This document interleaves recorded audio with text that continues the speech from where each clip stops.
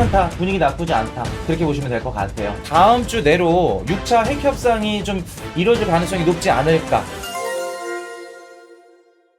자, 이스라엘 이란 확전에 3대 지수 동반 급락, 다우 1.79% 하락했죠. 자, 이렇게 보시면 S&P 500, 다우존스, 나스닥 전체적으로 다 빠졌습니다. 이란 극총 미사일로 이스라엘 공습, 트럼프 G7 중재 여부 주목. 16일부터 지금 17일까지인가요? G7 지금 정상회의 있죠? 거기서 아마 중동 관련해서 이런 회의들 열릴 겁니다. 얘기가 나올 거고, 전체로 봤을 때 지금 시장이 크게 빠지지 않아요. 그래서 제가 이따가 말씀을 드리겠지만 왜 안 빠졌는지도 말씀을 드리고, 여러분들한테 진짜 불행 중 다행이다 라는 얘기를 드리면서 얘기를 드려볼게요. 자, 그래서 지금 보시면은 이런 식으로 지금 이란이랑 이스라엘은 계속해서, 자, 이란 핵 합의 준비. 자, 봅시다. 미국 전문가 트럼프 곧 이스라엘 자제시킬 것 봅시다. 지금 보시면 핵 합의 준비 중이라고 하죠. 일단은 15일날 이란이랑 미국과의 미국 핵협상, 6차 핵협상이 있었어요. 근데 예정되어 있었던 게 지금 결렬이 됐죠. 그리고 나서 지금 계속 얘기가 나옵니다. 안 그래도 이란의 대통령이었나요? 총리였나요? 나와가지고 우리는 핵 만들 의사 없다. 이란이 핵 만들 생각도 없고 만들려고 하지 않는다. 그 뜻은 미국과의 핵 협상을 할 거다. 요 얘기겠죠. 이란 같은 경우에는 제가 봤을 때는 지금 당장이라도 핵을 만든다? 당연히 가능하죠.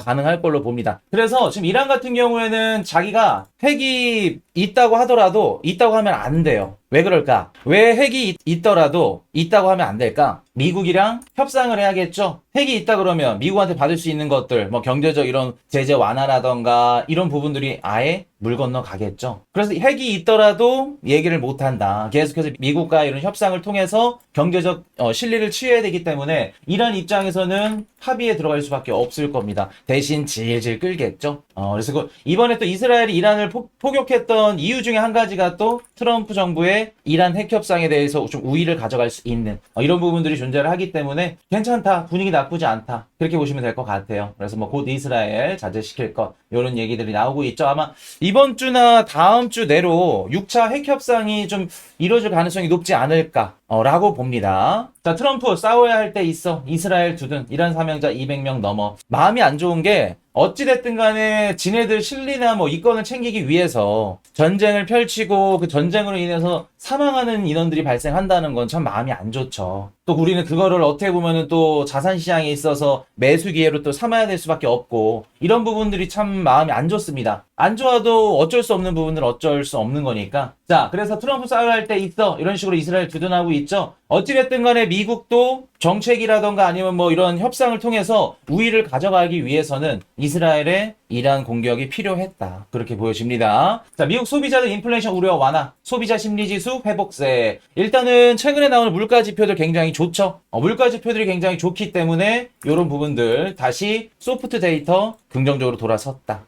그렇게 보시면 됩니다. 자, 이란 해협 봉쇄시 끝까지 간다는 것, 공급망 충격은 가장 걱정인 게 호르무즈 해협이죠. 요것도 이따 한번 말씀을 드려볼게요. 왜 호르무즈 해협을 봉쇄하는 게 쉽지 않은지 그 말씀을 드릴 거고. 자, 이스라엘 이란 확전에 국제 유가는 7% 급등, 금값도 최고치 눈앞. 자, 근데 여러분들 한 가지 조금 우리 미스가 있어요. 우리가 중동 전쟁이 미국한테 나쁘지만은 않다, 그러면서 제가 뭐라고 말씀드렸죠? 안전자산 선호 심리가 상승하면서 금이랑 미국 국채 수요가 높아질 거다, 증가할 거다, 요거 얘기 드렸었죠. 실제로 금은 수요가 늘어났어요. 금 ETF에 자금이 들어왔습니다. 근데 미국 국채는 매도세가 나왔어요. 자, 뉴욕 증시 주간 전망, 이란 확전 선택 관건, FOMC 점도표도 주시. 그래서 지금 이제 6월 19일 날 FOMC 열리죠.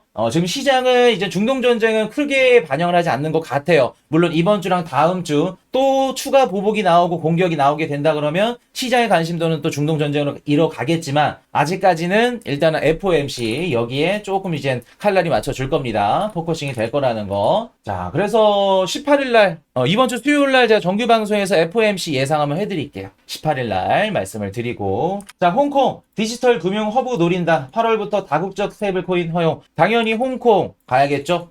스테이블 코인 받아야겠죠.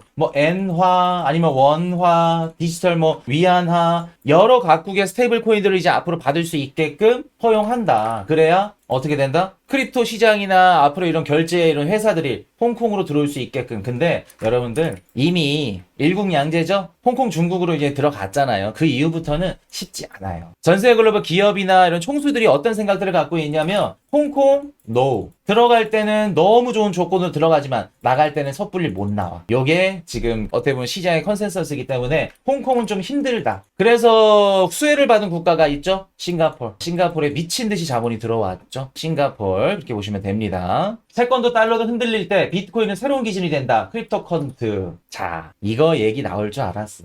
요거 얘기 한번 드려볼게요. 이게 무슨 얘기냐면 중동 전쟁이 딱 발발하고 나서 시장에서 미국 국채랑 금이 수요가 늘어날 걸로 봤는데 오히려 미국 국채는 수요가 안 늘어나고 채권 매도세가 나왔네. 근데 금은 늘어났어. 근데 비트코인은 같이 빠졌다가 회복이 빨라. 야, 이거 시장에서 안전자산을 이젠 디지털 금 비트코인으로 바라보는 거 아니야? 비트코인은 새로운 기준이 되는 거 아니야? 요 얘기하는 겁니다. 말도 안 되는 얘기죠. 자, 중국 틱톡 도인서 콜드월렛 95억 원대 디지털 자산 탈취. 자, 여러분 한 가지 말씀을 드릴게요. 저희가 콜드월렛을 간혹가다 G마켓이나 아니면 옥션 이런 데서 좀 그 오픈마켓에서 저렴하게 파는 경우가 있어요. 이런 거 사시면 굉장히 위험하다는 거예요. 이해되셨나요? 이런 것들 새 제품으로 이렇게 탈바꿈해가지고 여기다 심어놓고 파는 경우가 있어요. 그래서 이런 것들 조심하셔야 됩니다. 그래서 제가 항상 저희 보시는 영상 지금 정보란 보시면은 저희 통합 링크 가면은 디센트 월렛 구매 링크 있죠? 무조건 여기 통해서 구입을 하셔야 됩니다. 본사 정품 홈페이지 링크 통해서 구입을 하셔야 돼요. 그래야 이런 불상사를 막을 수 있어요. 자, 봤더니 틱톡에서 산 콜드 월렛이 95억 원대 디지털 자산 탈취가 됐대요. 애초에 이런 해킹이나 이런 프로그램들을 심어놓고 콜드 월렛 판매를 한 겁니다. 이런 거 사시면 절대 안 된다는 거. 1만원, 2만원 할인 받으려다가 큰 코 다쳐요. 그래서 오픈마켓 이런 데서 하지 말고 정식 홈페이지, 공식 홈페이지 링크 통해서 호일이슈 할인 링크 이런 것들은 공식 홈페이지 연동된 거죠. 그거를 통해서 구입을 하셔야 됩니다. 요런 거 반드시 여러분들 이해되셨죠? 요거 중요하다는 거 말씀을 드리고, 자, 이더리움 개인 팔 때는 고래는 줍줍. 자, 줍줍 한 달간 149만 개 이더리움을 쓸어 담았다. 자, 보이시죠? 왜 여러분들이 일일비 하면서 막 6월 달면 오른다고 했잖아요. 아직 6월 16일밖에 안 됐어. 또 7월 초로 연기됐나요? 그런 개인들은 무서워서 팔아요. 전전긍긍하면서 판다고. 중동전쟁 일어났고 뭐 어땠고. 근데 왜 고래들은 이거를 기회로 삼아서 주었을까? 왜 주었을까? 어떤 생각이 다르길래? 뭔가 좀 생각의 차이를 좀 가져야 되지 않을까요? 내가 코인 시장에서 항상 실패만 해갖고 돈을 못 벌었어. 올해 1월 달에 제가 멤버십 방송에서 이더리움 매수했다고 보여드렸죠? 그때 아마 매수한 게 원화로 한 2억 원 정도 매수를 했거든요. 그거 엊그저께 마이너스 15%까지 다시 또 빠졌다가, 물론 물은 탔습니다, 중간에. 다시 조금 이제 올라왔던데. 뭐 그거 샀는데 뭐 이더리움 뭐 고래입니까? 물론 이제 다른 지갑에 또 이더리움 있긴 하지만. 그래서 저도 손실 중이라는 거, 여러분들. 항상 있죠, 여러분들. 지금 코인 손실이 너무 커가지고 힘들어야 하시는 분들, 자기보다 더 안 좋은 상황이나 안 좋은 수익률을 기록하는 투자자들을 보면서 위안을 삼는 겁니다.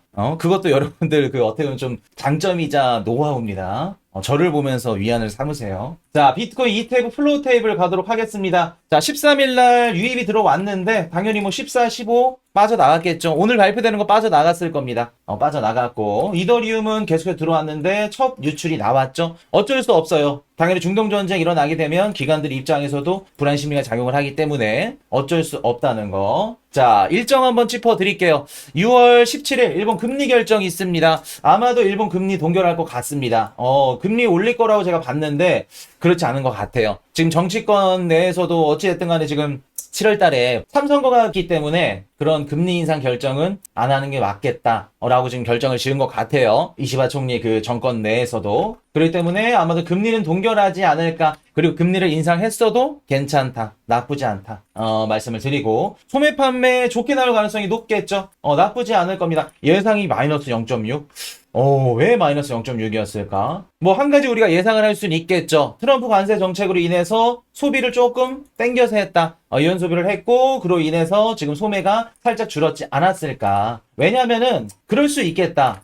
최근에 나왔던 미국의 CPI, PPI 다 전체적으로 물가가 좀 둔화가 됐죠. 그 뜻은 서비스업에서 소비가 조금 감소했다는 겁니다. 그럴 때 미국의 소매 판매 역시 마이너스 0.6% 정도. 이거 갖고 뭐 미국의 경기 침체다, 소비 둔화다, 그렇게 보기에는 힘들다. 그렇게 보시면 될 것 같아요. 있어요. 그래서 크게 영향을 줄 것 같지는 않아 보여요. 여기. 오히려 이렇게 나오면은 연준 입장에서는 또 금리나 시그널이 또 나올 수도 있겠죠. 물론 6월달은 좀 힘들겠지만. 자, 유로존 소비자 물가지 CPI 발표되고요. 9월 19일 연준 금리 결정이 있습니다. 수요일날 좀 더 정확하게 프리뷰를 해드릴 겁니다. 프리뷰를 해드릴 건데 아마도 점도표가 가장 중요하다. 이번에는 제롬 파월 연준의장 멘트와 점도표. 그래서 점도표 보시면 됩니다. 그래서 이거 보시면 될 것 같고 아마도 금리 인하를 조금 짝대기를 하나 더 하지 않을까라는 생각을 해봅니다. 그리고 국내 총생산 GDP 발표되죠. GDP 발표되고 요거는 아마 회복하지 않았을까 이전보다는. 미국의 1분기 이제 확정치겠네요. 이번에 발표되면. 우리 근원개인 소비지출 PCE 지표 발표됩니다. 그래서 요것도 괜찮을 거다. 제가 말씀드렸던 이번에 PPI 거기 세부 내역에 들어가는 헬스케어 관리 비용 그리고 또 뭐 있었죠? 어떤 비용? 항공료 이런 비용들이 이번에 둔화됐다. 줄었다. 그래서 27일날 발표된 미국 PCE도 낮게 나올 가능성이 높다고 코인이슈가 말했구나. 그걸 기억하시면 됩니다. 그래서 6월 27일도 크게 걱정할 필요 없다. 7월달 실업률 비농업 고용지수 요거 중요합니다. 요거 중요해요. 중요하다는 거는 이게 막 트리거가 돼서 시장이 빠질 가능성보다 이게 얼마나 둔화되는지 그로 인해서 연준의 금리 인하에 얼마나 많은 작용을 하는지 그거 보셔야 돼요. 그래서 7월달 요거 실업률 비농업 고용지수 중요하다는 거 보셔야 된다는 거.